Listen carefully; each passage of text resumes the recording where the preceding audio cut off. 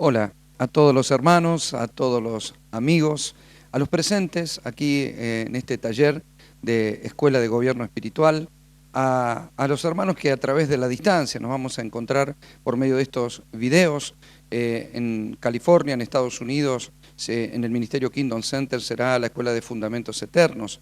En España vamos a estar con el Ministerio Aliento de Vida en Orihuela, Alicante, donde también vamos a compartir la Escuela de Gobierno Espiritual. En Chile, en Viña del Mar, en el Ministerio Vida, vamos a estar compartiendo también la Escuela de Gobierno Espiritual, al igual con todos los presentes aquí. Este es el segundo módulo de esta escuela y en este caso vamos a hablar de la madurez espiritual. Hemos hablado sobre principios de reino y sobre el diseño de Dios a través del reino, a través de su gobierno manifestado en la tierra y a través de la iglesia.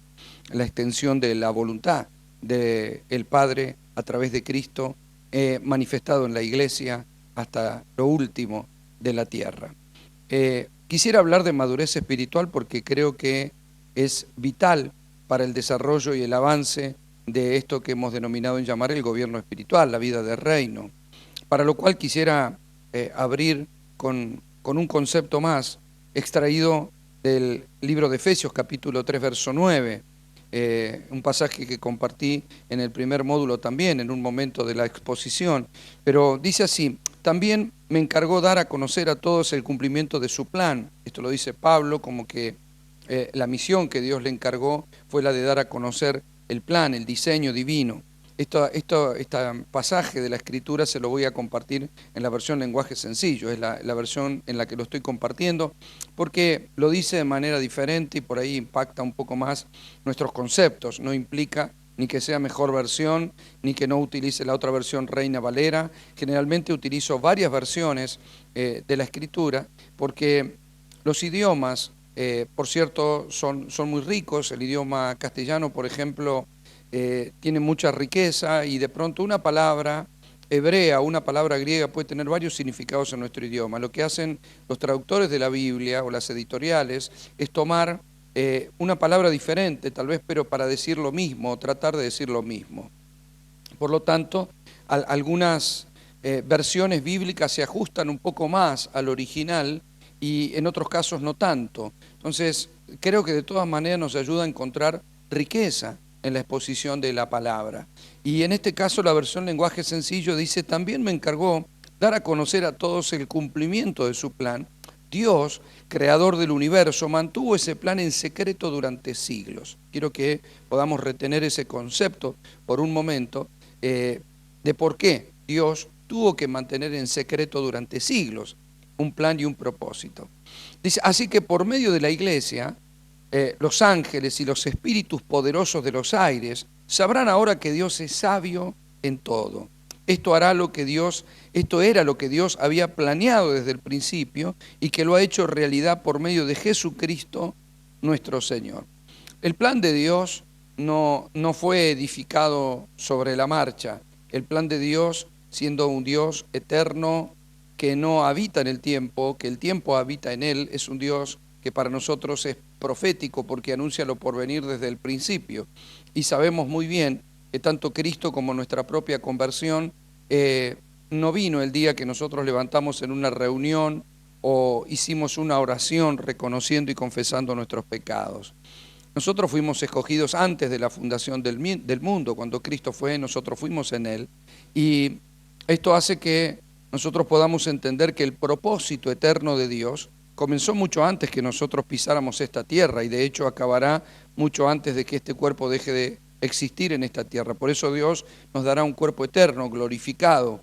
Pero en esa eternidad en la cual nosotros nos movemos, que no tiene que ver con tiempo, tiene que ver con dimensiones, la eternidad, en uno de los módulos yo trato de indagar en ella y hablar sobre la eternidad. Creo que también es una enseñanza clave que muchas veces no se enseña, pero la eternidad es una dimensión. Si usted busca la definición se va a dar cuenta que eternidad es algo que no puede medirse con el tiempo. Por eso Dios no es un Dios que tiene muchos días, sino que es un Dios eterno. Su propósito también lo que implica que su propósito es una dimensión en la cual Dios nos permite ingresar en Cristo. Y como en Él vivimos, nos movemos y somos, cuando Él fue, nosotros también. Y Él es el alfa y el omega, Él es el principio y el fin. Entonces, su propósito eterno fue guardado en secreto durante mucho. Dios no improvisa sobre eso, sino que lo dio a conocer a su tiempo. Nosotros compartimos en el primer módulo algunos sueños que interpretó Daniel, y de hecho vimos que Daniel llegó a entender algunos misterios para el tiempo futuro. Aún así, Daniel procuró, indagó, como dice Pedro, diligentemente el tiempo en que habían acontecer estas cosas. Y el Señor le dijo que sellara el libro, que eso que él administraba no era para él. Y Pedro dice en su carta que para nosotros era ese misterio que estos hombres o mujeres de fe tuvieron que administrar en su momento. ¿Cuál es ese misterio? Bueno, Pedro dice que es la gracia en la cual nosotros vivimos, es el tiempo de la gracia. Ellos vivieron por la ley, vivieron por figuras, vivieron por anunciamientos proféticos, pero no vivieron lo que nosotros podemos vivir hoy. Tal vez nosotros, claro, podemos admirar a un Moisés con la vara abriendo el mar, pero estoy seguro que Moisés nos cambiaría su vara por lo que tenemos nosotros. Él tenía que subir al monte, nosotros somos el monte. Él tenía que edificar el tabernáculo y hacer todo lo que tenían que hacer los sacerdotes para entrar al tabernáculo. Nosotros somos el tabernáculo de Dios, somos morada de Dios en el Espíritu, y no tenemos la unción en un palo, la unción está dentro nuestro. O sea, nosotros vivimos un pacto favorable, extraordinario, maravilloso, y el anunciamiento de ese pacto vino a través de Juan el Bautista. Por eso Pablo dice que durante siglos eso fue mantenido en secreto. ¿Cuál fue el secreto? La expresión de su reino. Sin embargo, la Biblia dice que a partir de Juan, y esto también lo vimos, comenzó a predicarse el reino.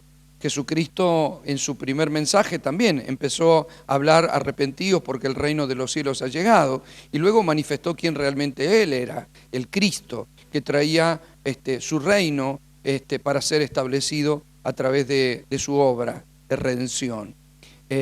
Cuando Él muere, llevó a todos los pecadores en Él, porque Él murió por los pecados del mundo, pero en su resurrección nos dio la eternidad y nos posicionó. La pregunta es por qué durante siglos el Señor mantuvo esto en secreto. Cuando Él tuvo hombres de valor, tuvo gobernantes, tuvo reyes, tuvo profetas, tuvo sacerdotes, pero ¿por qué motivo el Señor guardó en secreto? Porque los reinos no pueden transferirse por votación, por elección, o porque una persona es buena o no es buena. Aunque así fue elegido un Saúl por primera vez, o un David por primera vez, porque no había antes que ellos rey. Entonces vemos a un Saúl, hijo de Cis, buscando las asnas de su padre, que se encuentran con el profeta y al final termina siendo ungido para rey. O un David que cuidaba las ovejas de su padre también, y que de pronto se encontró ungido por Samuel, el mismo sacerdote, para comenzar un nuevo reinado. A partir de ahí nosotros vemos que los hijos de los reyes eran los que tenían que tomar posición en el trono. Así eran las demás naciones, y así también fue en Israel. Los reinos se heredan. Por eso pasó que, por ejemplo, cuando matan a Saúl, mataron a sus hijos, entre los que estaba Jonatán, que era el amado de David, y también trataron de matar a sus nietos. Por eso Mefiboset fue quitado por su haya, se lo llevó en un caballo tratando de disparar, pero el niño se le cayó y quedó lisiado de los pies. Tullido de sus pies, David con el tiempo lo trajo al palacio, lo sentó en su mesa, le dio tierra y lo volvió a posicionar y lo volvió a honrar, pero nunca más Mefiboset tuvo la posibilidad de convertirse en un rey. Tengamos en cuenta que cuando él era pequeñito era el nieto del rey y también futuro heredero al trono. Era muy probable que su hijo Jonatán, el hijo de Saúl, pudiera gobernar, por lo tanto también Mefiboset, que era hijo de Jonatán, algún día se pudiera sentar en el trono. Sin embargo, cuando los enemigos mataban a un rey en esa época, procuraban matar a toda su descendencia, para que no quedara nadie que, aunque fuera niño, a la época de crecer, pudiera tratar de tomar nuevamente el trono que por derecho le correspondía. Por eso era tan importante matar a la descendencia de un rey. Como los reinos se heredan, y Dios no podía dar su reino a súbditos, ni a gente de buena voluntad, ni a hombres de fe, Dios habló su pacto, soltó sus promesas, anunció proféticamente lo por venir, Sin embargo, un día envió a su hijo. Su hijo se presentó como el cordero, pero el cordero que fue inmolado se convirtió en rey. Y Dios le dio, por causa de su humillación y de su muerte en la cruz, despojándose de toda su naturaleza, de todo su ser, de todas sus virtudes, de todas sus riquezas, se hizo pobre y se humilló hasta la muerte y muerte de cruz. Por lo tanto, el Padre dice que lo levantó y le dio un nombre sobre todo nombre en la creación y le dio a él todo poder, autoridad, dominio, señorío y el juzgar todas las cosas. Claro, como nosotros estamos en el Hijo, nosotros también somos herederos, porque estamos en el Hijo también somos reyes, porque estamos en el Hijo también somos sacerdotes, porque estamos en el Hijo también somos eternos, porque estamos en el Hijo somos santos. La santidad, bien lo vimos en el primer módulo, es algo que te otorga la gracia, porque la santidad la recibimos en Cristo Jesús. Nosotros no hacemos obras de bien para ser santos, sino que porque somos santos nos comportaremos de esa manera, es decir, primero el ser y luego daremos el fruto. Por eso en este pacto Dios demanda un fruto, no demanda una obediencia, sino el fruto. El fruto tiene que ver con el desarrollo de la vida. Cuando la vida se desarrolla, hay frutos que se producen por naturaleza, y esos frutos del Espíritu que se producen en nosotros dan testimonio de la vida del Espíritu que opera dentro nuestro, y por lo tanto los frutos estarán.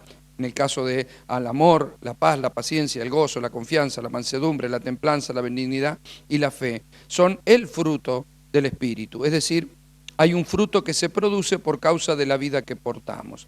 Como en el Hijo vivimos, nos movemos y somos, como dijo Pablo en el capítulo 17, del libro de los Hechos, cuando él visita Atenas, habla con los griegos y le plantea a dónde estaba Dios, porque ellos tenían muchas estatuas y eran idólatras, paganos, y Pablo les predica y les habla del Dios en el cual vivimos, nos movemos y somos, un Dios con el que interactuamos, un Dios en el que Pablo dijo, ya no vivo yo, Cristo vive en mí, lo que vivo ahora lo vivo en la fe del Hijo. Hablamos de esas dimensiones donde Dios nos mete en Él a través de haber entrado en nosotros. Es decir, la sangre de Cristo nos limpia de todo pecado, el Espíritu Santo entra en nosotros y el Espíritu nos guía. La Biblia dice que los que son guiados por el Espíritu, estos son hijos de Dios. Lo dice Pablo en el libro de Romanos capítulo 8. A partir de ahí, el Espíritu nos lleva a toda verdad y justicia. ¿Cuál es la verdad? Bueno, Jesús dijo, yo soy el camino, soy la verdad y soy la vida. Nosotros sabemos que Él es la justicia y que Él es la verdad. El Espíritu nos guía a Él, no porque no estemos en Él, Él ya está en nosotros, pero Él nos guía a sumergirnos en Él, a ser parte del bautismo en el cuerpo. Esto es lo que plantea Pablo, que nosotros fuimos bautizados en un cuerpo, sumergidos. De ahí la palabra bautizo, ¿no? Es ser sumergidos dentro del cuerpo, metidos en Cristo. Por eso Pablo mismo dijo, yo cada día muero. ¿Por qué? Porque morir a mí mismo implica vivir en Él. Y vivir en Él es, como también lo dijo, mi vida está escondida en Cristo. En Cristo tenemos fueros, en Cristo tenemos la posibilidad de consumar ese propósito, ser parte de la consumación del propósito eterno, vivir en las dimensiones y tener todos los beneficios de Cristo por causa de Cristo. No es por causa nuestra, ni por nuestra propia justicia, ni por nuestras propias obras, sino por la gracia en Cristo Jesús. Recuerde que la ley vino por Moisés, pero la gracia y la verdad vinieron por Jesucristo. Claro, como esto se trata de vida y no de obras, el reino viene a nosotros a través de la vida. Lo que hace el Señor cuando permite que alguien predique, o en el caso nuestro, cuando nosotros llevamos la palabra a algún lado para evangelizar, lo que estamos haciendo es impartiendo vida. Nosotros no estamos buscando un acuerdo mental con las personas, no estamos tratando de convencerlo que venga a una reunión y que haga determinadas cosas, que se porte bien para ganar el cielo. No. El cielo es parte de la gracia de lo que Dios nos otorga en Cristo Jesús, así como la eternidad, así como la salvación, así como la santidad y la pureza. Y lo que nosotros hacemos a la hora de evangelizar o de predicar, también lo vamos a ver en el módulo sobre el evangelismo sobrenatural, es impartir vida, no llevar argumentos. El mundo no necesita más argumentos, para eso están las religiones. Nosotros no vivimos una religión, nosotros vivimos en una comunión con un Dios eterno que nos permite vivir en el pacto con el Hijo. Yo les compartí en el primer módulo que nosotros no tenemos un pacto con Dios, como algunos predican. Nosotros vivimos en un pacto pacto que por la gracia Dios nos permita entrar, que es el pacto que hizo el Padre con el Hijo. El Padre y el Hijo hicieron un pacto y por la gracia nosotros hemos sido sumergidos en el Hijo. Por lo tanto, vivimos el pacto y este pacto no puede fallar porque no depende de nosotros, no depende de nuestras obras, depende de Cristo. Esto no es licencia para pecar, esto es la gracia para poder vivir recibiendo lo que Dios mismo nos va a demandar y nos va a pedir, porque esto se trata de poder ofrecerle a Dios lo que Él mismo pone en nosotros, el querer como el hacer, como dice Filipenses 2, o como dice Hebreos 13, Dios hará en mí lo que es agradable delante de Él por medio de Jesucristo.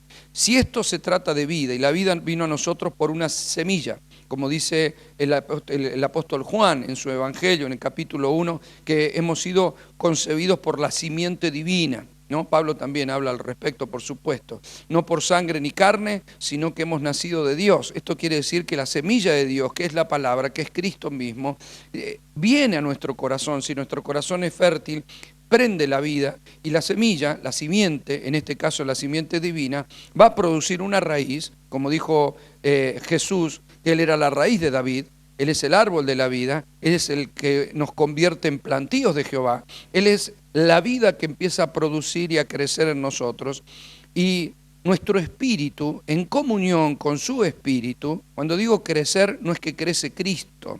Nosotros tenemos que entender, hay veces que la gente se confunde cuando busca o le pide a Dios ser lleno del Espíritu Santo. El Espíritu Santo es una persona, nosotros no podemos tener una porción de Él, o más, o menos, o mucho, o poco. ¿Lo tenemos o no lo tenemos? Él es una persona. Cuando la Biblia habla de ser lleno del Espíritu Santo, a lo que se refiere es a todo lo que Él tiene de mí, no todo lo que yo tengo de Él. Yo no puedo tener más o menos de Dios, lo tengo o no lo tengo, pero Él puede tener más o menos de mí. Es decir, en mi entrega, en mi humildad, en mi rendición, Él puede gobernar. Su gobierno sobre mi vida es lo que va a manifestar un fruto de obediencia, de poder, de capacidad, de autoridad, que Él va a poder exhibir en la plenitud que va a poder mostrar a través de mi vida. Entonces, de eso se trata llenura del Espíritu Santo, es cuánto el Espíritu puede gobernar realmente de mi vida y cuánto de la voluntad de Dios yo puedo ejecutar en esta tierra por causa de morir a mí mismo y de vivir en Él y de estar rendido y entregado a su obrar. Entonces, el Espíritu Santo no es el que va madurando, Él es Dios, pero nuestro espíritu, el espíritu humano, es el que ha sido vivificado en nuestros corazones. Ese espíritu humano es el que tiene que empezar a crecer porque acaba de recibir vida nueva. Yo les mencioné en el módulo primero, la naturaleza del hombre, la naturaleza física es lo que nos permite el contacto con la tierra. Es la naturaleza de la tierra a la cual nosotros debemos gobernar. Dios nos dio una identidad de la tierra por causa de aquello en lo cual nos iba a asignar nuestra misión. En ese momento Adán, ahora nosotros a través de Cristo. Lo que Adán perdió, Cristo lo recuperó. El alma es el yo del hombre, esa es nuestra característica, nuestro ser, nuestro pensar, sueños, deseos, pasiones, emociones, conflictos, depresiones, alegrías, están en nuestra alma. Eso es lo que nos hace diferentes unos de otros. No somos autómatas, no somos robots que Dios pueda manejar, sino que tenemos un alma con una característica diferente, cada uno de nosotros, entre nosotros mismos. Sin embargo, nuestro espíritu es lo que nos conecta con Dios. Nosotros no tenemos un espíritu que solo tenga algunas funciones, tenemos cuerpo espiritual. Como tenemos cuerpo terrenal, tenemos cuerpo espiritual, lo que implica boca espiritual, oídos espirituales, olfato espiritual, ojos espirituales. Cuando Jesús hablaba, muchas veces él mismo decía, el que tiene oídos para oír, oiga lo que dice el Espíritu. Es porque lo espiritual puede escuchar lo espiritual, y Jesús no se refería a tener orejas, se refería a tener oído espiritual, ¿no? Bueno, de hecho, aquellos que le escucharon no tenían oído, por eso la palabra no halló cabida en ellos y al final no entendieron ni recibieron la vida, ¿no? Pero Jesús quedó en claro que ellos no podían recibir eso porque eran hijos del diablo. El diablo es mentiroso y padre de la mentira. Por eso le dijo Jesús, mi palabra no haya cabida en nosotros ni produce absolutamente nada. Entonces, Cuando recibimos la vida, cuando la simiente de Dios viene a nosotros, lo que empieza a madurar es el alma, el espíritu, perdón, que ha sido vivificado. El espíritu nace de nuevo en el hombre a través de la salvación. El alma no nace de nuevo, nuestra alma no nació de nuevo, nuestra alma entró en un proceso de redención. La redención, que es pagar por precio o liberar por precio un esclavo, ese es el significado de la palabra redención, fue consumada en la cruz. Jesús dijo, consumado es. Él hizo la obra una vez y para siempre.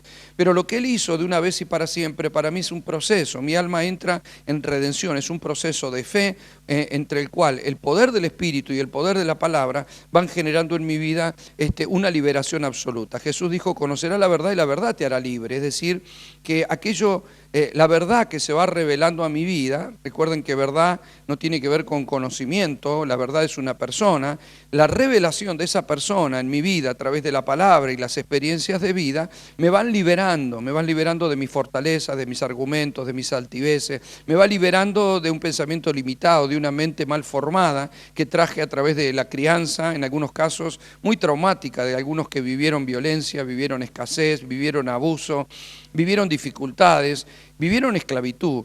Y entonces es todo un proceso. Cuando Dios sacó a los hebreos de la cautividad, los sacó de Egipto en una noche, por la sangre del Cordero. Ellos salen, una noche estaban esclavos y al otro día simplemente estaban en libertad. Sin embargo, el proceso redentivo del desierto tenía que ver con sus corazones. Por eso muchos de ellos, dice la palabra, en sus corazones volvieron a Egipto, no pudieron ser liberados, porque Dios trabajaba en su mente tratando de liberarlos de la esclavitud mental, de los procesos mentales que los tenían detenidos y no les estaban permitiendo ir a la tierra que Dios les quería dar para que gobiernen como deberían gobernar. En nuestra vida ocurre lo mismo. Cuando conocemos al Señor venimos con conflictos, tenemos un desarrollo intelectual que en algunos casos es bueno, en otros casos no. Eso no significa para el espíritu, más que puede ser una herramienta de ayuda o incluso puede ser aquello que me haga tropezar. Las personas que a veces tienen su intelecto desarrollado son pensantes y no se sueltan a los pensamientos del espíritu, a las locuras de la fe. Recuerden que la Biblia dice que el mensaje de la cruz es locura para el hombre natural y no lo puede entender. Entonces, una persona demasiado pensante e intelectual muchas veces no se suelta de sus argumentos. Recuerden que cuando Jesús tuvo que elegir a los 12, no pudo elegir a personas que estaban en la sinagoga, a maestros de la ley, a intérpretes de la palabra. Tuvo que ir a los pescadores, a cobradores de impuestos, a hombres comunes, que carecían de fortalezas religiosas, que les iban a permitir caminar sobre el agua o ver la multiplicación de panes y peces, el poder vivir las dimensiones del espíritu y los milagros de la fe sin tener que cuestionar tanto con su mente intelectual aquello que se podía o aquello que no se podía. Recuerden que el apóstol Pablo, antes de la conversión, el llamado Saulo, perseguía a la iglesia y le pegaba patadas a Dios. Sin embargo, era un intelectual. Los teólogos dicen que Pablo fue un hombre que supo 5 idiomas diferentes, que conocía la escritura muy bien, que había estudiado a los pies del maestro Gamaliel, un maestro judío reconocidísimo, de prestigio. Y sin embargo, con todo su conocimiento estaba persiguiendo a Dios, creyendo que hacía un servicio, pero iba en contramano. Es decir, no es nuestra alma y nuestro intelecto puede venir o edificado, desarrollado, con estudio, sin estudio, con conflicto, sin conflicto. Lo cierto es que tiene que entrar en un periodo de redención. Tiene que entrar en un cambiar ideas, romper paradigmas, establecer nuevos pensamientos, y eso lo va haciendo el Señor a través de la verdad.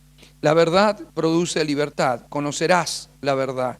Nadie puede decir que conocemos toda la verdad. Yo puedo decir que un día hice una oración y creer que ese día conocí a Cristo y Cristo es la verdad, pero en realidad Cristo se revela a través de un proceso.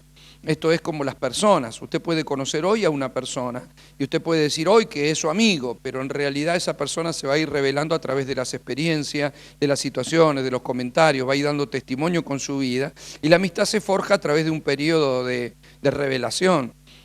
Lo mismo ocurre en el matrimonio. Una cosa es andar de novio, conocerse, ir a tomar un café, salir a cenar, y otra cosa es que la persona se vaya revelando con el tiempo, con las experiencias, con las palabras, con los gestos, con las actitudes, y eso va a magnificar la vida de la persona. Cualquiera que lleva años de casado bien podrá testificar que su esposa o su esposo todavía lo sigue sorprendiendo con algunas cosas. Esto implica que yo no puedo asignarme ya conocer a Dios, ¿no? sino que lo vamos conociendo, se nos va revelando día a día. Yo que tengo la oportunidad de viajar por muchos lugares, suelo conocer a hermanos que me cuentan testimonios, lo que Dios hizo en su vida, la sanidad que recibió, y se está revelando Cristo a mi vida a través del testimonio que me está dando el hermano o la hermana. Entonces, se me va revelando Dios, voy viendo su obra magnífica, extraordinaria, mundial, gloriosa, eterna. Entonces, eso es Cristo revelándose a mi vida. Se revela también por la creación. Yo antes no lo veía, pero ahora yo me voy de viaje, veo una montaña y digo, wow, Señor, gracias, Padre, eres maravilloso. Me voy al mar y cuando veo el mar lo veo a Cristo, digo, wow, qué maravilloso que tú eres, Señor, qué extraordinario, qué grandioso, qué glorioso. Antes no lo veíamos, ahora sí. Sabemos viajar con mi esposa y mi esposa siempre dice, cuando vamos en la ruta, el mejor pintor de todos es el Señor. Mira lo que ha pintado en el cielo, ¿no? Y el cielo tiene esa característica tan extraordinaria que cuando uno está varias horas en la ruta va viendo el cambio, que en un momento hay nubes, que en un momento las nubes se corrieron, que en un momento se puso rojizo, que en un momento el sol empezó a ocultarse. Por la mañana el sol que empieza a amanecer fluye con rayos, es extraordinario. La verdad que uno ve a Cristo por todos lados, lo ve en la naturaleza, lo ve en un niño, lo ve en el amor, lo ve en la felicidad, lo ve en un paisaje, lo ve en todos lados. Antes no. Ahora sí, eso significa que se va ampliando su revelación, se me va revelando Cristo en su multiforme gracia, se me va revelando, y lo voy viendo cada día y lo voy conociendo cada día más. Esto es algo extraordinario que podemos vivir y que podemos nosotros experimentar. Esa es la verdad que viene a nuestra vida y esa verdad nos permite madurar, esa verdad va produciendo en nosotros libertad. Por eso es tan importante comprender la madurez espiritual. Ahora, un niño no madura por comer solamente, madura por una instrucción, madura por un desarrollo, madura por una impartición que sus padres y sus educadores van haciendo sobre su vida. En el espíritu ocurre lo mismo. Y quisiera mostrarle por qué es tan trascendente en el reino el comprender madurez espiritual.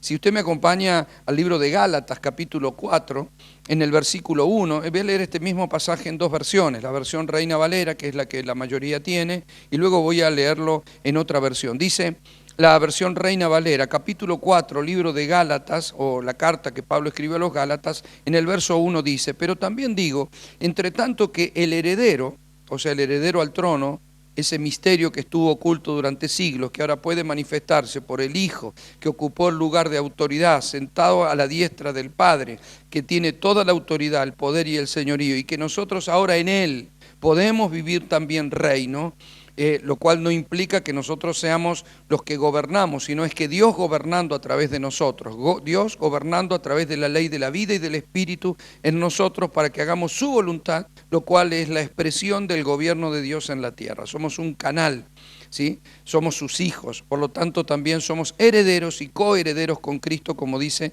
el libro o la carta a los romanos.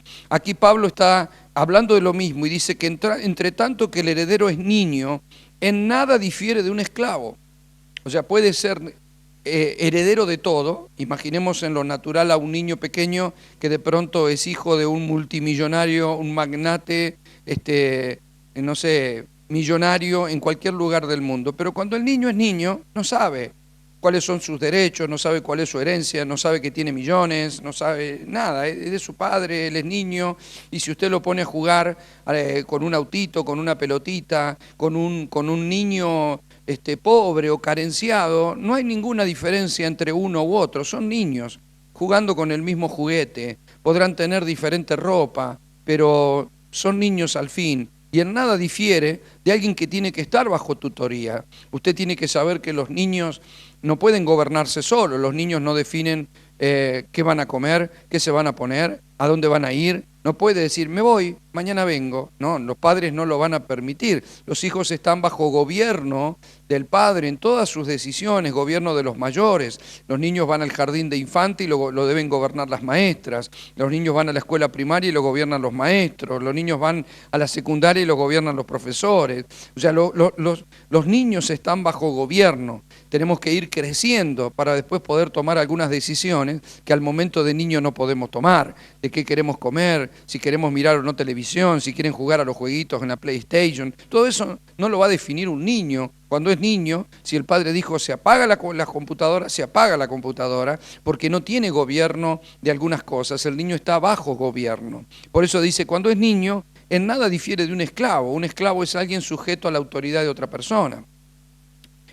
Para bien o para mal, depende cuál sea tu patrón, ¿verdad? Cuál sea aquel que te gobierne. Dice, aunque el Señor aunque es Señor de todo, es decir, aunque sea dueño de todo por causa de ser hijo, y es un rey, está bajo tutores y curadores hasta el tiempo señalado por el Padre. Esto me recuerda el nacimiento mismo de Cristo, ¿verdad? Es lo primero que se nos figura, porque Cristo, cuando nació, los magos del Oriente vinieron a traerle regalos, oro, incienso y mirra, y los magos le preguntaron a Herodes a dónde había nacido el nuevo rey, porque ellos venían a adorarle. Fíjense en que lo que nació era un bebé, pero ellos venían a adorar a un rey, porque ese rey estaba en el envase de un bebé que todavía estaría bajo tutores y curadores. De hecho, él estuvo bajo la autoridad de José, que era un carpintero, porque vos podés ser rey, pero tu autoridad o tu tutor puede ser un carpintero hasta el día de madurez, hasta el día que vos entiendas realmente qué es meterte en los negocios del Padre. Jesús un día se le escapó a sus padres teniendo unos 12 años y se fue al templo a discutir con los religiosos o a debatir o a hablar de las cosas de la ley, los intérpretes, y ahí estaba. Cuando su madre lo encuentra, lo retó. Dice, ¿por qué te escapaste? ¿Por qué te fuiste? Y él expresa de la boca de un niño de esa edad una frase que nosotros usamos de manera conmovedora, pero que también tiene mucho que revelarnos, porque él dijo, ¿acaso no sabés que en los negocios del Padre me conviene estar? O sea, él tenía una conciencia respecto de su misión con el Padre, pero todavía era un niño. Entonces, si bien él quería estar metido en los negocios del Padre, que eran el reino, recuerde que el Padre era el Rey de Gloria, ¿verdad? Entonces, si él quería estar metido en los negocios del Padre, tenía que estar sujeto momentáneamente a la mamá. Y la mamá lo retó y le dijo a casa y a dormir, ¿ve? Y se terminó. Y no lo vemos en los negocios del Padre hasta que no alcanzó la plenitud de la edad, porque recién a los 30 años él empieza su ministerio, recibe la unción del Padre y se mete de verdad en los negocios del Padre con la misma proclamación que el Padre hace diciendo, este es mi Hijo amado en quien yo tengo complacencia. Entonces, cuando Jesús nace y era un bebé, los magos reconocieron que era rey, pero todavía no gobernaba nada. De hecho, cuando mataron en Belén a todos los niños, mataron a todos porque no sabían cuál era el niño que los magos decían. O sea, estaban sin saber cuál era Jesús. Por eso Herodes hizo matar a todos los niños. ¿Eso qué quiere decir? Que no difería de un niño de otro. No se sabía si era el esclavo, si era el libre, si era el hijo de la que vendía pasteles, o el hijo del campesino, el hijo del carpintero, o quién. No se sabía.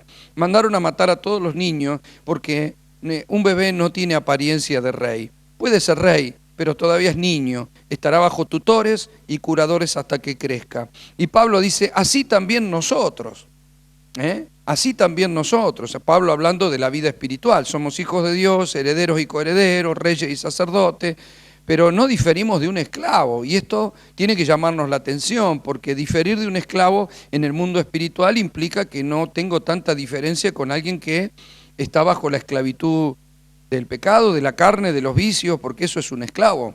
¿Ve? Un esclavo hoy en día no es alguien que está bajo el yugo de Faraón, va a estar bajo el yugo de Satanás. El mundo entero está bajo el maligno. Entonces Pablo dice, no se nota mucho una persona que se convirtió cuando es niño de una que no se convirtió, porque todavía puede tener complejos, temores, vicios, ataduras, ligaduras en su alma, porque todavía es niño. No desarrolló su espíritu, todavía gobierna todos sus pensamientos y sus acciones de manera almática y muchas veces carnal. Entonces todavía no difiere de un esclavo, todavía no se nota, no se ven los frutos, ni se los puede pedir porque es un niño. Entonces nadie le pedirá a un niño cierto rango de autoridad que verdaderamente todavía no ha desarrollado. Y dice Pablo, bueno, nosotros igual, cuando éramos niños, dice Pablo, estábamos en esclavitud bajo los rudimentos del mundo. ¿Ve?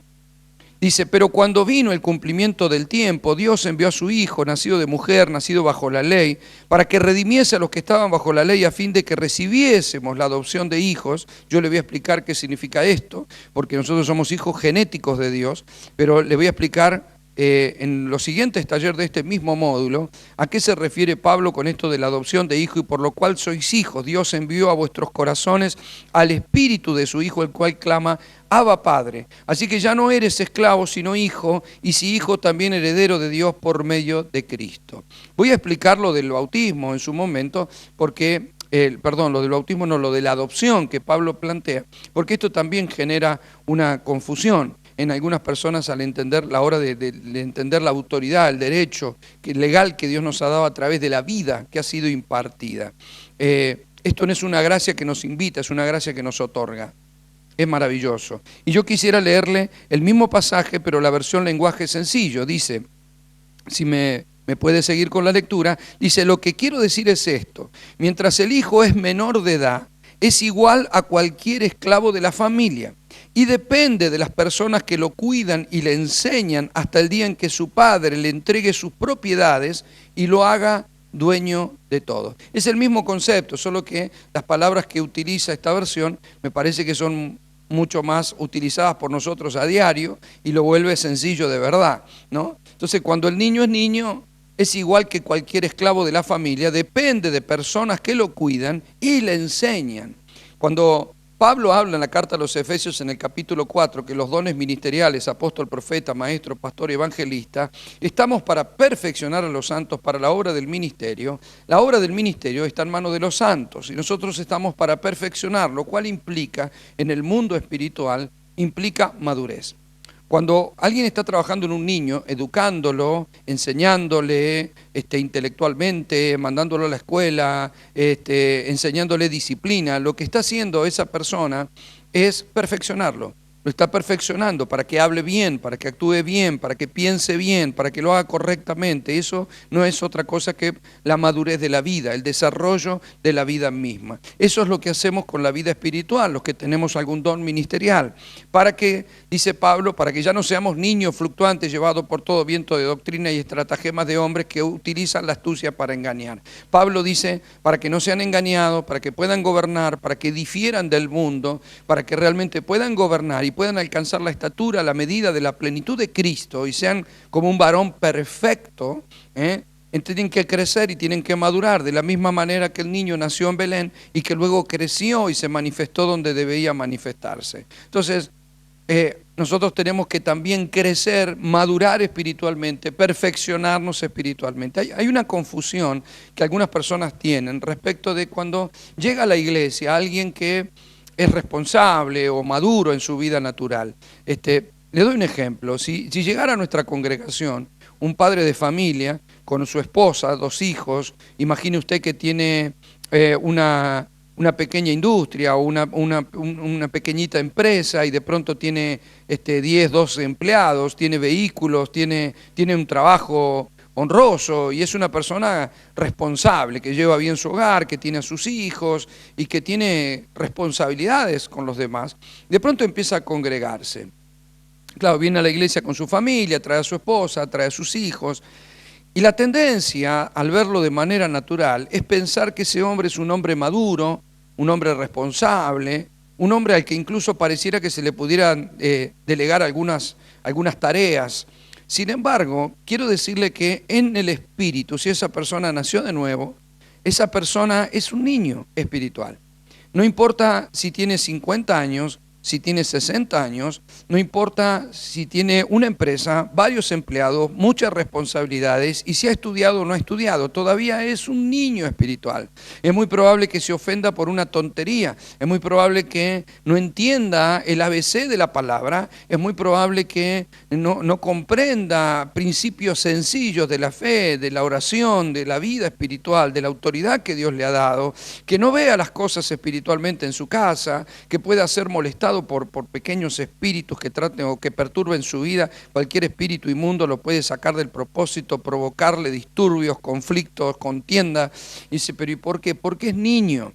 Y al ser niño tiene que estar bajo tutores y curadores. En ese caso serán sus líderes, sus pastores, sus mayores en la fe, que lo van a guiar, que lo van a ayudar, que le van a advertir, como que lo van a consolar, como de pronto ocurre con un niño que se asusta y los mayores le decimos no tengas miedo, quédate tranquilo, no pasa nada. Un niño se puede asustar por un rayo, por un perro que ladra fuerte, por un viento, por un golpe, por cualquier cosa, porque es un niño. Entonces reacciona mal. El mismo apóstol Pablo, en la carta a los Corintios, en el capítulo 13, dice, cuando era niño yo pensaba como niño, hablaba como niño y juzgaba como niño, y cuando dejé las cosas de niño, entonces sí cambié. Lo que Pablo nos está diciendo es que los niños piensan mal, juzgan mal, hablan mal.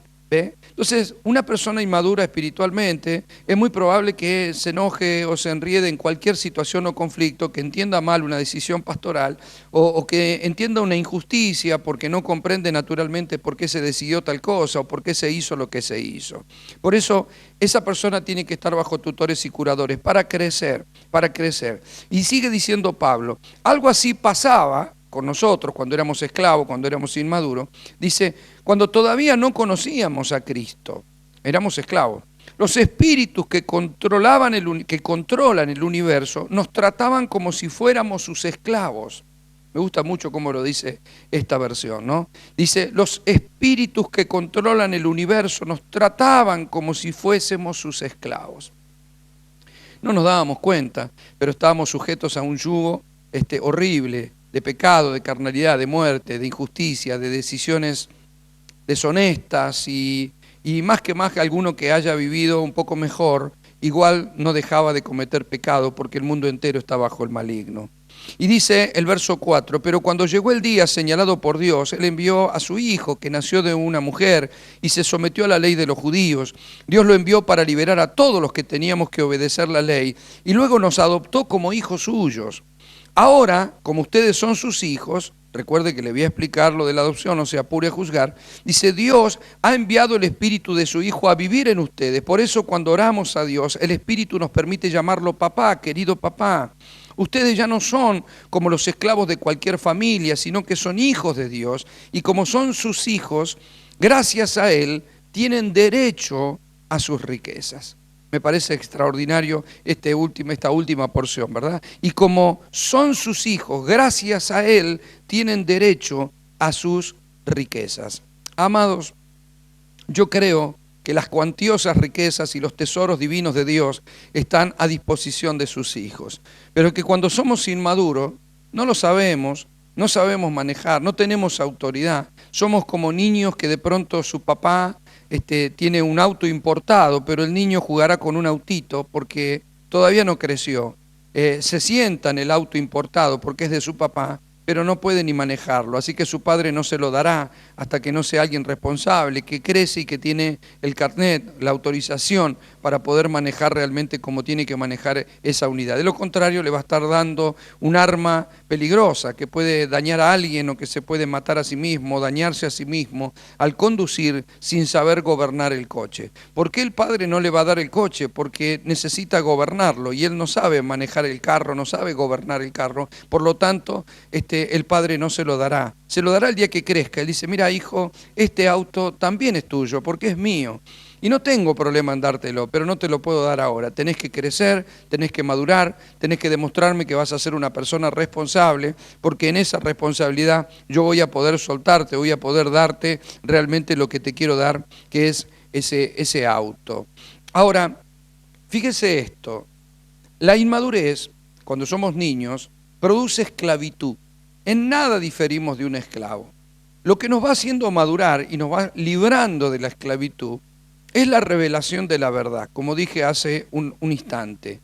Esa revelación de la verdad nos va haciendo crecer al romper ligaduras, patrones de pensamiento contrario y nos va posicionando para gobierno. Por eso es tan clave el consumo de la verdad y el pedir, el hambre, el deseo y el pedir que el Espíritu Santo realmente nos lleve a toda verdad y nos lleve a toda justicia. Fíjese que en el libro de San Juan, en el capítulo 8, en el verso 31, Jesús dijo entonces a los judíos que habían creído en Él, Si vosotros permanecéis en mi palabra, seréis verdaderamente mis discípulos y conocerás la verdad, y la verdad los hará libres. Le respondieron: linaje de Abraham somos y jamás hemos sido esclavos de nadie. ¿Cómo dices tú? Seréis libres. Y ellos se consideraban libres. Jesús les respondió: de cierto os digo que todo aquel que hace pecado, esclavo es del pecado. Yo quiero traer luz sobre esta palabra pecado, porque pecado, en la etimología de la palabra significa errar al blanco, es sacar una flecha de la aljaba, estirar hacia un punto determinado y errarle. Es algo que no queremos realizar, es algo que los hijos de Dios no practicamos, los que son de Dios no practican el pecado, lo cual no implica que alguna vez no pequemos, pero pecado significa hacer algo fuera de la fe, es hacer algo fuera de la voluntad de Dios. La gente considera que pecado es solamente robar, acostarse con una persona incorrecta o sin estar casado, hacer algo que lo tenemos a hablar mal, una mala palabra, un acto de violencia. Pensamos que pecado es la evidencia de algo verdaderamente malo. Y yo quiero decirle que una persona puede pecar si algo bueno que aparentemente tiene, o relativamente bueno, como digo yo, no fue gestado dentro de la voluntad de Dios. Usted puede abrir un negocio que Dios no le mandó a abrir, y como ese negocio no es de fe, es pecado, porque la Biblia dice que todo lo que no proviene de la fe es pecado. Entonces tengo que preguntarme si mi matrimonio es de fe, si mi finanza es de fe, si mis decisiones son de fe, si mi casa es de fe, si mi proyecto es de fe, si mi ministerio es de fe, porque fe es el medio que me permite alcanzar lo que la gracia me otorga. Y si no me vino por la gracia, entonces no es de Cristo, y si no es de Cristo nunca estará bajo el gobierno del Padre. Por eso es tan importante madurar a través de la verdad, porque verdad me impide o permite que yo no peque errando al blanco, porque el blanco es la verdad. Es decir, tirar una flecha de mi aljaba sin saber la verdad simplemente no me permitirá acertar al blanco. Si usted pusiera un blanco en el fondo dibujado donde yo tengo que tirar, pero es un blanco ficticio, en realidad es una luz que está en la pared pero no está verdaderamente dibujada, nunca le voy a poder pegar. Porque ¿cómo hago para atravesar una luz con una flecha? Nunca le podré pegar, es ficticio, es una mentira, parece que está el blanco ahí pero no está. ¿Me comprende? Es decir, hay cosas ficticias en la vida. El blanco es la verdad. La verdad nos dirige a la voluntad de Dios y es lo que nos permite ser asertivos, es lo que nos permite hacer la voluntad divina, agradable y perfecta de Dios. Eso nos va liberando del pecado, del error, de tomar decisiones que nosotros no debemos tomar. Y dice, Jesucristo dice, el esclavo no queda en la casa para siempre, pero el Hijo sí queda para siempre. Así que si el Hijo los libertare, seréis verdaderamente libres. Esto es bárbaro porque quiere decir que hay una verdad, hay una libertad que no es tan verdadera. Él dice, serán verdaderamente libres. Es decir, algunos se creen que son libres, pero no son libres verdaderamente. Por eso debemos tener cuidado. Dice, sé que sois descendientes de Abraham, se lo dice a los judíos, quienes se otorgaban a sí mismos el derecho de la verdad. Pero procurás matarme, dice, porque mi palabra no haya cabida en vosotros. Yo hablo lo que he visto acerca del Padre, y vosotros hacéis lo que habéis oído acerca de vuestro Padre. En otras palabras, oír no necesariamente te liberta si el oír no despierta tu visión. Revelación no es lo que oigo. Yo puedo oír muchas cosas, usted puede oír este taller, yo puedo oír una enseñanza, puedo estar de acuerdo, puedo decir amén. Eso no significa que se me haya revelado. A mí se me revela lo que vi, por eso Jesús no habló de lo que oyó, como hacían ellos. Y cuando alguien lo escuchaba, decía, este no habla como los escribas, este habla con autoridad. ¿Por qué? Porque la autoridad la tiene el que vio. Si alguien vio un accidente y me habla, lo está haciendo con autoridad. Si esa misma persona viene y me habla de un accidente y después que me contó todos los detalles, le digo, ¿pero vos estabas ahí? No, dice, yo no estaba, no. Pero me dijeron, no le va a servir eso para un juicio. Es decir, no sirve con legalidad delante de un juez alguien que escuchó cómo fue un accidente. No sirve, no puede testificar, porque se testifica a través de lo que se ve, y se ve lo que se reveló. Revelación es lo que vivo, por eso puedo vivirlo, por eso puedo asirlo. Si no lo veo, no lo agarro. Recuerde que somos hijos de la luz, que cuando estábamos en tiniebla no veíamos nada. Pero ahora sí, si yo veo la riqueza, yo tomaré la riqueza, pero si yo no la veo, no la voy a poder tomar. Por eso tengo que desarrollar esa visión que viene a mí a través de la palabra, a través de la verdad, porque esa verdad va rompiendo mis fortalezas, mis limitaciones. Recuerde que nuestro mayor problema es que nuestro espíritu nace dentro de una vieja naturaleza. Es decir, Dios nos otorgó una nueva vida que es inmadura y que tiene que crecer, y lo tiene que hacer en un ámbito hostil. ¿Cuál es el ámbito hostil? El barro. Porque el tesoro es Cristo en nosotros, pero el barro es lo que impide muchas veces que se pueda manifestar el verdadero tesoro. Somos como una vasija que adentro hay oro, pero como está la vasija de barro, veo la vasija y nunca veo el tesoro que está dentro. Sin embargo, si Dios por la palabra puede quebrantar el barro, entonces podremos ver el tesoro. ¿Ve? Por eso Dios puede permitir en algunos casos el quebranto en nuestra vida en más de una ocasión, pero ese quebranto no implica más que poder sacar el tesoro que está dentro. ¿Cómo verán algunos a Cristo si yo tengo las fortalezas como para que me vean a mí? O sea, crecimiento tiene que ver con una madurez que va siendo manifestada a través de la palabra, y la palabra es como martillo que quebranta la piedra, es como una espada de doble filo que penetra hasta partir el alma, las coyunturas, los tuétanos, el espíritu, y discierne los pensamientos y las intenciones del corazón. En otras palabras, el Señor hace un trabajo. Él dice, las armas de nuestra milicia no son carnales, son poderosas en Dios para destruir fortalezas. Él no está hablando de Satanás, Él está hablando de nosotros. La espada de doble filo no es para que Dios pueda meter o nosotros usemos la espada para penetrar el corazón del diablo a ver qué tiene. No. La coyuntura, los tuétanos, el espíritu y discernir los pensamientos y las intenciones del corazón tiene que ver con nosotros, no con el diablo. Entonces eso no significa que yo venza al diablo usando la palabra como hizo Jesús, pero no es la palabra contra él, es la palabra vivida.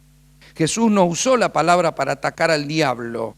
No, Jesús usó la palabra para vivir y tomar decisiones conforme a la palabra. Dijo, escrito está, y esto es lo que voy a hacer, no me muevo de acá. Eso es lo que le dio victoria, porque la palabra estaba dentro del corazón de Cristo, y eso es lo que permitió que Él tomara las decisiones correctas. Entonces, cuando yo uso la palabra, no es para atravesar a Satanás, sino para vivir por la palabra, porque si yo vivo la voluntad de Dios, Satanás no tiene parte en mí.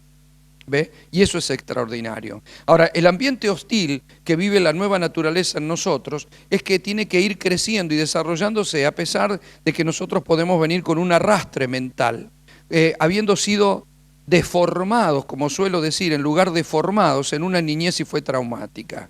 Nosotros cuando nacemos en la carne, en lo natural, cuando nacimos como bebé, o todo niño cuando nace hoy en día, nace con un corazón puro y una mente virgen.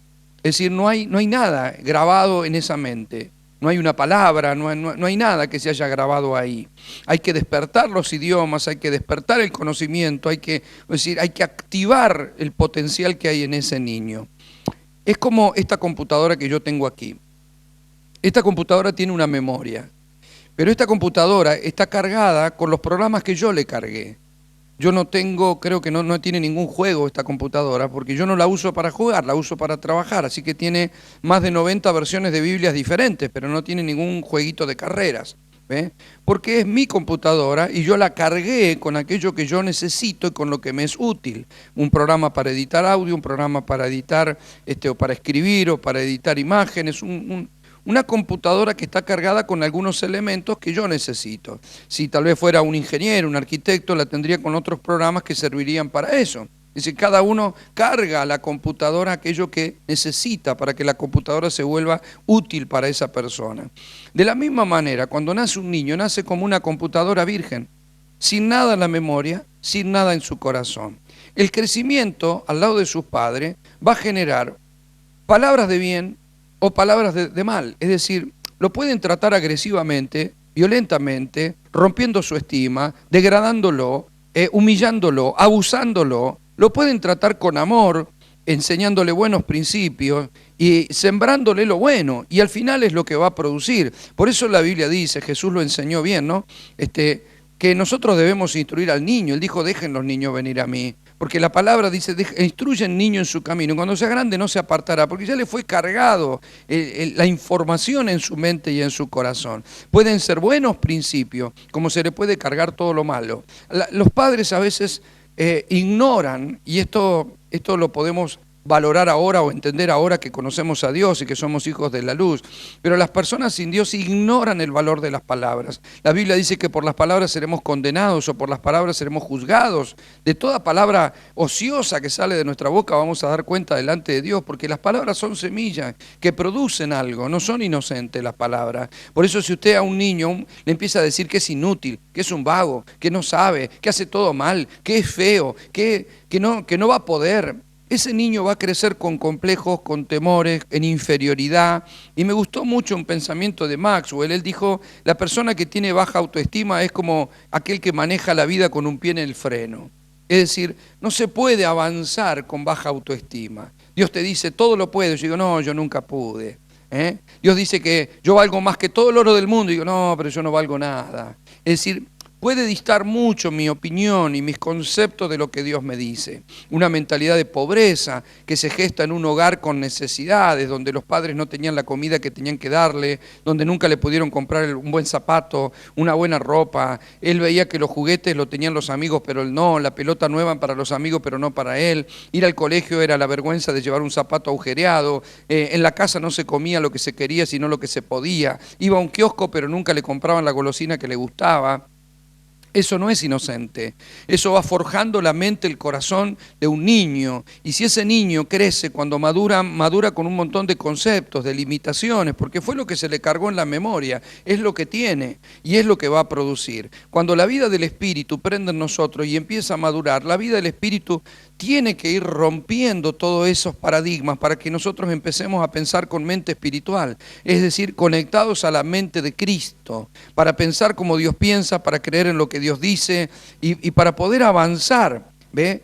A través de todo lo que Dios tiene para nosotros. En 2 de Corintios 3:17 dice, porque el Señor es el Espíritu, y donde está el Espíritu del Señor, ahí hay libertad. El Espíritu nos va liberando del pensamiento, de la limitación. En breve vamos a hacer un módulo que habla sobre la mente del reino, mentalidad del reino, mente espiritual. Y usted va a ver que vamos a encontrar muchísima riqueza en eso también. Salmo 119, verso 45 dice, y andaré en libertad porque busqué tus mandamientos.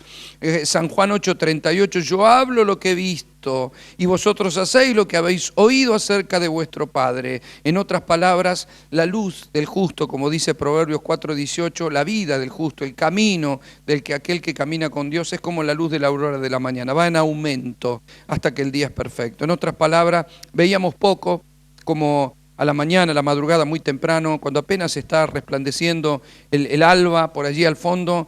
Es todo sombras, hay más oscuridades que luces, no se ve bien, las sombras son largas y todavía hay mucha noche proyectada sobre la naturaleza. Sin embargo, cuando el sol empieza a salir, trae luz, y cuando trae luz, las cosas empiezan a cambiar, el horizonte cambia, la imagen cambia, el paisaje cambia, nuestras posibilidades cambian ante la luz que sale, y cuando llegamos al mediodía, la luz ya está a pleno sobre nosotros, y Salomón dijo que ese era el día perfecto. Hasta que el día es perfecto. Al mediodía, cuando el sol está sobre nosotros, casi no hay sombras, vemos con luz y esa luz es lo que nos permite ser libres para transitar. Hay un montón de miedos en la noche. Usted y yo, con mi sano juicio, tampoco me metería en algunas calles de noche a andar solo porque no veo. De hecho, no saldría a manejar a la ruta. Yo que viajo mucho, no saldría con mi auto a la ruta si no tuviera las luces en condiciones. Imagínense que a la noche yo determinara viajar y no me funcionara ninguna luz en mi vehículo. Sería una locura que yo salga a la ruta de noche. Es un peligro, no veo nada, no encuentro el camino. Sin embargo, nosotros andamos en el camino y ahora somos hijos de la luz. Esa luz va a ir creciendo a través de la libertad, de la verdad impartida que produce libertad. Cuando veo, tengo la libertad de tomar decisiones. Cuando veo, encuentro el camino. Cuando veo, encuentro el negocio correcto. Cuando veo, puedo encontrar y desarrollar la expansión. Hay algunas mentiras respecto de la madurez, se la voy a compartir. Y en los siguientes talleres voy a desarrollar niveles de madurez que nosotros necesitamos avanzar en la iglesia. La primera mentira, y estas son paradigmas que se levantan y que no son reales y que son importantes que los derribemos ahora. La primera mentira es que el crecimiento espiritual es automático, es decir, una vez que se nació de nuevo se va a crecer, porque yo llevo años en la iglesia. Eso es mentira. usted puede tener un niño que de bebé puede crecer en su cuerpo y puede llegar a pesar 150 kilos. Eso no significa que sea un hombre maduro. Puede ser una persona inmadura toda la vida por más que se le haya dado mucho que comer. Que usted esté en una congregación, que haya comido comida espiritual y que pueda tener tutores, enseñadores, curadores, gente que lo ayude, aunque vea videos por YouTube, aunque se haya comprado libros cristianos. Si no hay una administración profunda del Espíritu que produzca en nosotros, a través de la rendición de nuestra vida, conceptos verdaderos, visiones claras de la voluntad de Dios y podamos tener el dominio propio para caminar por ella, entonces no seremos maduros, seremos como niños grandotes, ¿verdad? Y tener un niño grandote es bastante feo. Usted a un niño le puede cambiar los pañales, usted a un niño lo puede tener a UPA, pero si tiene 30 años ya no hace gracia a nadie que ese niño esté arrastrado en el piso o que se haga sus necesidades encima. O sea, ya no le causa gracia a nadie, ya nadie querrá cambiarlo, ya nadie querrá tenerlo a UPA, porque se supone que es un tiempo de madurez. A los pastores nos pasa lo mismo. Cuando encontramos un grandote con pequeñeces, muchas veces nos frustra y ya hay algunos pañales que no queremos cambiar en personas que llevan más de 10 años con nosotros, ¿verdad? O sea, buscamos que los pañales sean para los nuevitos, con los cuales podemos resistir el olor, pero bueno, son niños, habrá que aguantarlo hasta que crezca. Pero si ya tendría que haber crecido, realmente cambiar esos pañales es muy desagradable porque parece que hasta el olor cambiara. Es decir, es muy chocante, feo, frustrante, agotador pelear con personas que de pronto tendrían que actuar con otra madurez, juzgar, ver, pensar y hablar con una madurez mucho más avanzada por el tiempo que ya han estado con nosotros o porque han visto y escuchado todo lo que han escuchado. La segunda mentira es que solo unos pocos elegidos alcanzan madurez. Eso es mentira. Unos pocos elegidos podrán alcanzar un ministerio, lo cual no significa ser más maduro que otros. Significa que tenemos un llamado, que ese llamado tiene dones, tiene talentos o capacidades que Dios en su gracia nos da para cumplir una tarea. Pero eso no significa ser más maduros que otros. De hecho, hay gente que tiene dones, que son brillantes, que uno los ve, que los invitan porque realmente hay dones en su vida, como el de sanidad, por ejemplo, pero luego en sus vidas deja mucho que desear algunas decisiones personales o su forma de actuar o de vivir como esposo, como padre o en la vida en general, porque uno nota que todavía no gobierna un montón de cosas o no gobierna su carácter o no gobierna sus finanzas, pero cuando ora por un enfermo se sana. Nunca confundamos un don con la madurez. Tercera mentira, madurez espiritual puede tener lugar si se encuentra la clave correcta. No hay ninguna clave. Es decir, no le puedo dar una llave mágica para decirle que, bueno, madurez es esto. Madurez es un proceso. De la misma manera que un niño va a madurar a través de un proceso. Nadie puede tener un niño, darle de comer y mañana tener un hombre grande que va a trabajar.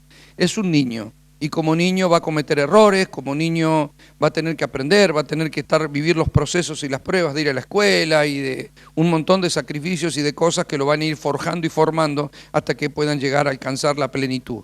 Lo mismo pasa con la iglesia y con la vida espiritual. Cuarta mentira, la madurez espiritual se mide por lo que uno sabe. Eso es mentira. Hay personas que pueden saber mucho, que pueden haber estudiado mucho, pero son totalmente inmaduros en su vida espiritual. Conocimiento no produce madurez.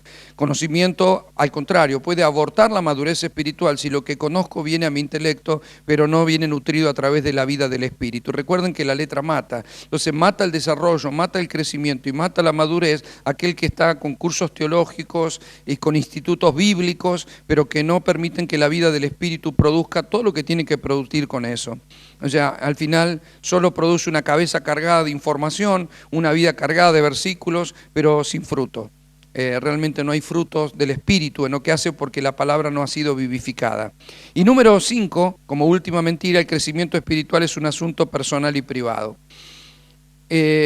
¿Por qué eso es mentira? Bueno, porque ahora pertenecemos al cuerpo de Cristo. Entonces, así como nuestra santidad, nuestra madurez es personal, pero nunca será privada. Hemos abdicado a la vida privada y ya, bueno, es mi derecho, es mi vida, déjame tranquilo. Eso no va más. Yo le entregué mi vida a Dios, usted también. Ahora nuestra vida no es nuestra, somos templo del Espíritu, pertenecemos al cuerpo de Cristo y debemos rendirnos y debemos entregarnos para que Dios haga lo que Él quiera hacer con nosotros y que nosotros estemos bajo su divina y su perfecta voluntad. En los siguientes talleres voy a hablar de 5 dimensiones o 5 niveles de madurez espiritual que la Biblia bien relata, que es el nepio, refiriéndose a un bebé, el tecnión, que se refiere a un niño, ya no bebé, pero niño, al tecnón, que se refiere a un adolescente, al huíos, que se refiere a una persona que puede asumir responsabilidades, a un hijo maduro, o como quinto nivel, al pater, es aquel que ya no solamente maduró y alcanzó plenitud, sino que puede ejercer una paternidad. Espero que este módulo haya comenzado provocando verdadera dimensión de bendición en su vida y de entrega y de deseo de ir por más. Creo que el querer madurar es bueno, porque es lo que nos postula a la entrega, a la rendición y a tener el corazón como Dios lo quiere, para que la libertad venga a través de la verdad impartida y que esa libertad pueda manifestarse como verdaderos hijos de reyes a través del gobierno espiritual. Muchas gracias.